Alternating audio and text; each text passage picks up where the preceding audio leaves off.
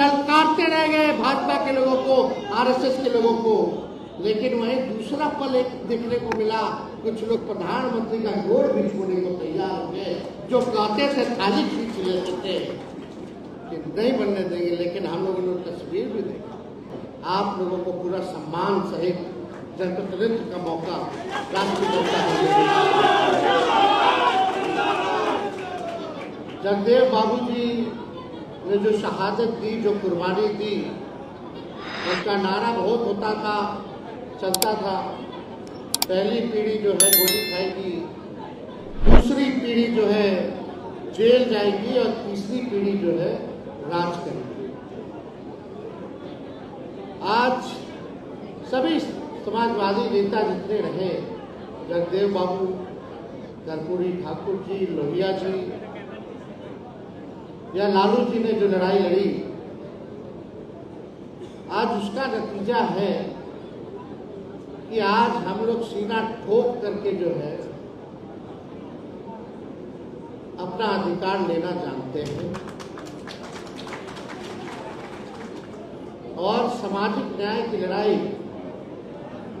जब तक पिछड़ा लोग गोलबंद नहीं होंगे तब तक पूर्ण तरह से जीता नहीं जा सकता। आज जो लोग मौजूदा सत्ता में जो लोग बैठे हैं, भाजपा एनडीए की सरकार लगातार संविधान को खत्म करने की बात करती है, चाहे उनके नेता हों, लगातार आरक्षण खत्म करने की बात की जा रही है, सारी चीजों को प्राइवेटाइज कर दिया जा रहा है, बड़े चालाकी से आरक्षण को, पिछड़ों के आरक्षण को खत्म किया जा रहा है। अभी आप लोगों ने देखा होगा, केंद्र सरकार ने लेटरल बहाली करके, चाहे आईएएस हो या आईपीएस हो, बिना कोई परीक्षा के, बिना कोई आरक्षण के उन लोगों को बहाल करने जा रहे हैं। अगर हम लोग सजग नहीं होते, सबसे पहले मुद्दा राष्ट्रीय जनता दल हम लोगों ने उठाया था कि भाई बिना कोई परीक्षा के, बिना कोई यूपीएससी के, बिना कोई सिविल सर्विसेज एग्जाम के,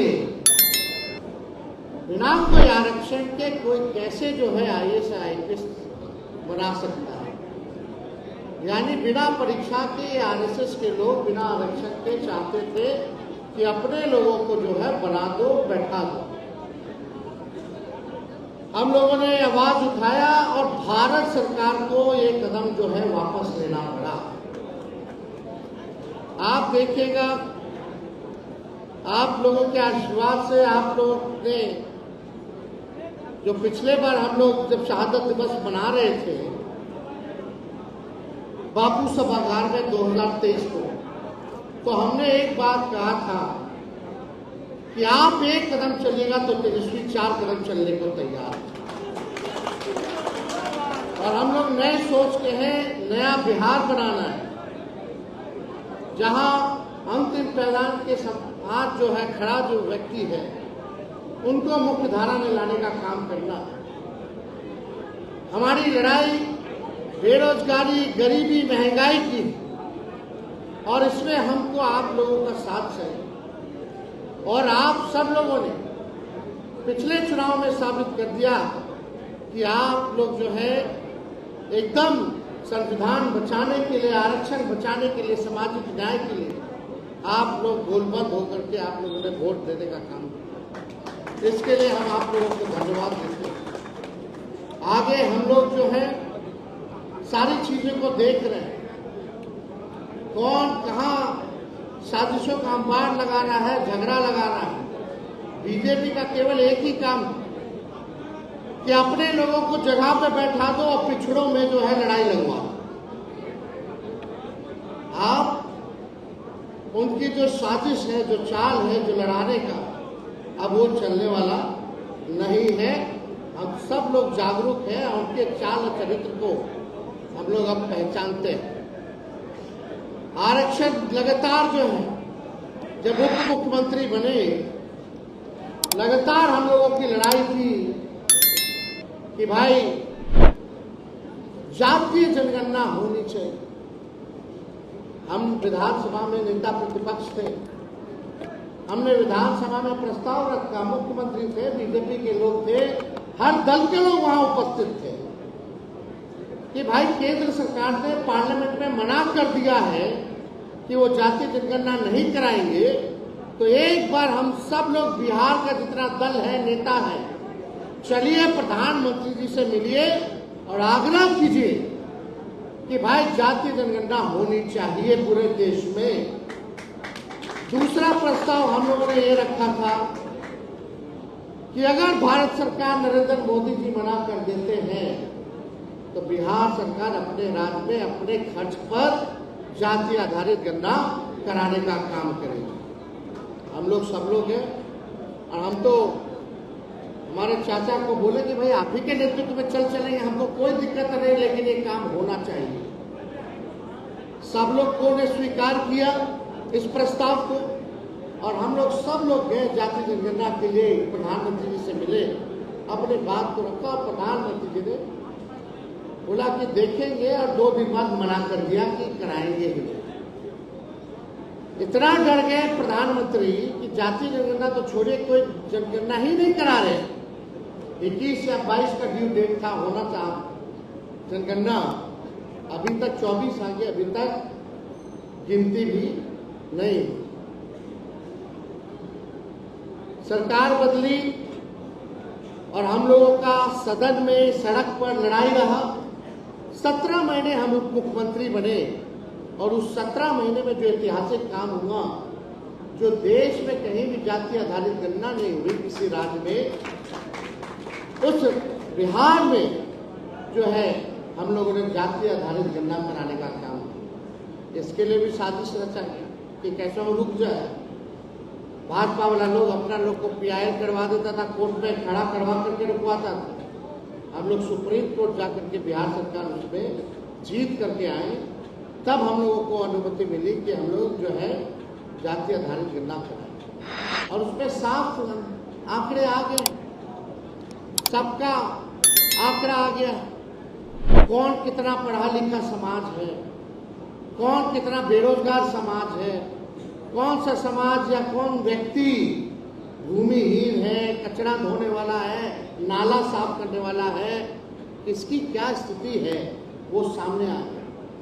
फिर हम लोग चाहते थे, योजना भी ला रहे थे कि भाई जो भी, चाहे किसी जाति में, अगर कोई बेरोजगार है, बड़े परिवार में नौकरी नहीं है, तो उसको जो है सालाना 2 लाख रुपया सरकार आर्थिक रूप से मदद करने का काम करेगी। जो भूमिहीन है उसको 1 लाख रुपया देगी ताकि जमीन ले ले।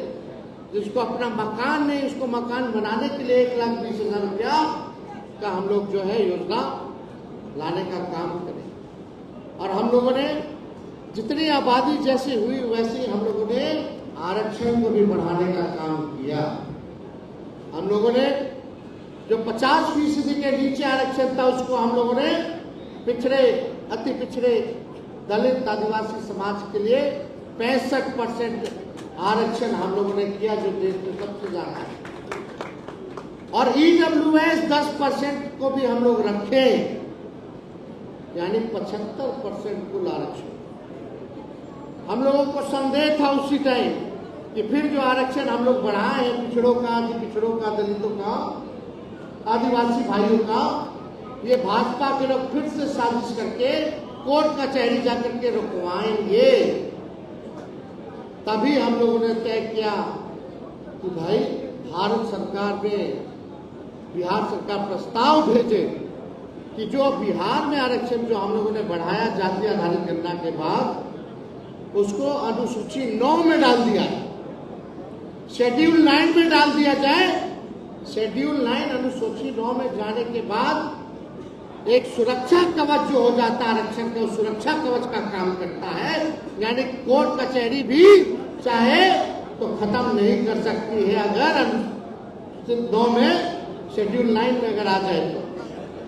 भारत सरकार ने ये किया, केवल एक राज्य का आरक्षण जो है शेड्यूल 9 में है, तमिलनाडु का।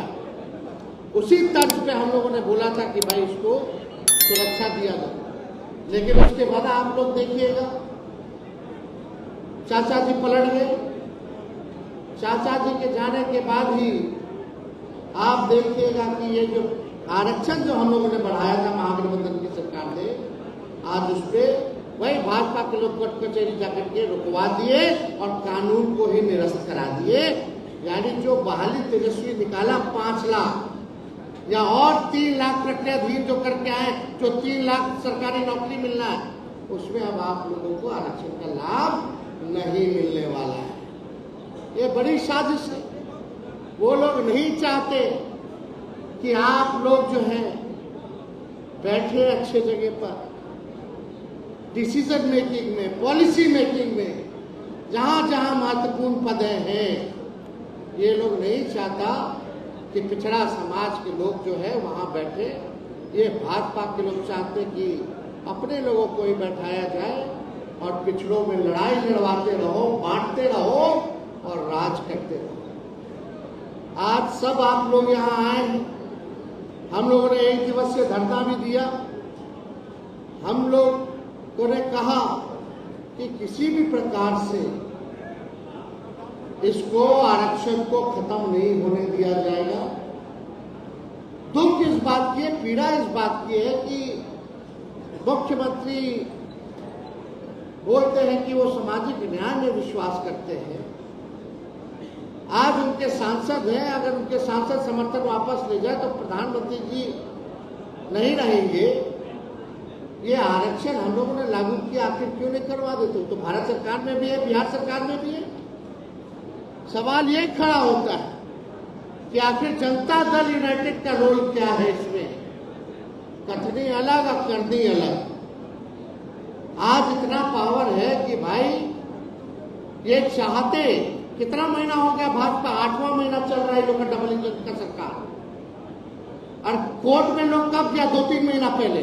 अगर इनके मन पाक था, साफ था, तो ये लोग पहले ही कोर्ट में जाने से पहले ही शेड्यूल 9 में आरक्षण को डलवा देते, ताकि जितना सरकारी नौकरी होगा, आरक्षण होगा या शिक्षा संस्थानों में एडमिशन होगा, उसमें पिछड़े अति पिछड़े दलितों का लाभ होता, आदिवासी भाइयों का लाभ होता। लेकिन नहीं किया ये लोग। और आज आप लोगों को यही कहने आए हैं कि इस लड़ाई को हम लोग छोड़ने वाले नहीं, चाहे जितना हम लोगों को गाली देना हो, बदनाम करना हो, आपकी लड़ाई को तेजस्वी या लालू जी और राष्ट्रीय जनता दल लड़ने का काम करेगा। ये कोई अकेले मेरी लड़ाई नहीं है, एक व्यक्ति की लड़ाई नहीं है, ये पूरे समाज की लड़ाई है।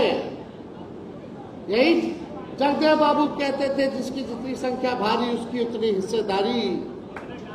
आज के दिन तो कम से कम अपना हिस्सेदारी लेने के लिए हम लोगों को खड़ा रहने की जरूरत है, लड़ाई लड़ने की जरूरत है। जो सोवत है वो खोवत है।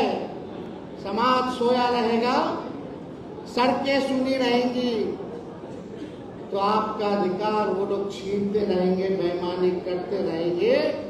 जो सदियों से मलाई खाते रहते थे, वो आपको मलाई छीन करके तो खैबे करेंगे, मट्ठा भी नहीं देने देंगे आपको पीने के लिए। ये हकीकत है। आज आप सब लोगों को जागरूक होने की जरूरत है। खास तौर पे जो नए समाज, जो नए लोग, उनको जगाने की जरूरत है, क्योंकि लाभ उन्हीं को होने वाला है। सरकारी नौकरी भी उसी का, पढ़ाई स्कूल कॉलेज में एडमिशन भी उसी का, हर चीज में उसी को फायदा होने वाला है। तो अपने लोगों को जगाने का काम करना है। और अगर आप लोगों का साथ होगा तो चाहे प्रधानमंत्री हो, भारत सरकार हो, उन लोगों को घुटने पे टिकाने का काम करेंगे और अपना अधिकार लेने का काम करेंगे। तो आप सब लोगों से ज्यादा समय ना लेते हुए, और हम राष्ट्रीय अध्यक्ष लालू जी को धन्यवाद देते हैं।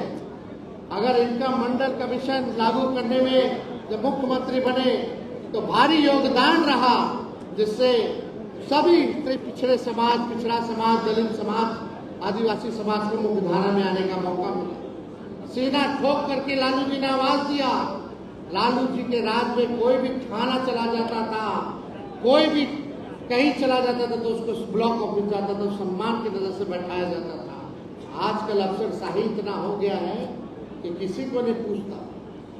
आम जनता का तो छोड़िए, गरीब का तो छोड़िए, मुखिया सरपंच का तो छोड़िए, बिहार सरकार के मंत्रियों का नहीं सुनता। ये हालत हो गई है, ये सच्चाई है। इस लोकतंत्र में मालिक आप लोग हैं, जनता मालिक होती है और यहाँ जनता का राज होना चाहिए, ना कि अधिकारियों का राज होना चाहिए।